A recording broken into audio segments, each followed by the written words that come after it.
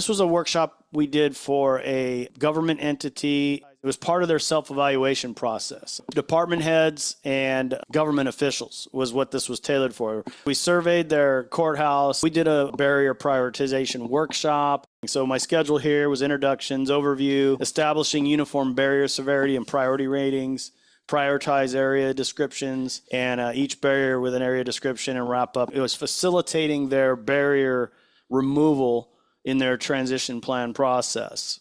Talk about goals and objectives for them, not letting ourselves go down a rabbit hole. And the big one was to have a fully prioritized, practical, sortable, functional barrier removal spreadsheet for tracking barrier removal, key administrative requirements under the ADA, driving home their obligation, the noticing. I talk about program accesses versus remodel and construction work. Equal treatment is fundamental under the ADA.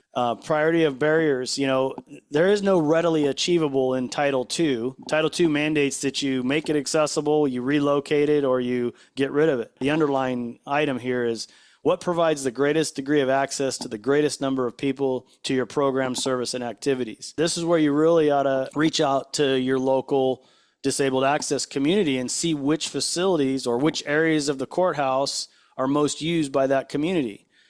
If a barrier is like a sign or a door pressure, that's going to be a high. Door pressure is almost always high because those are pretty easy. Important, should be completed as soon as possible. Moderate.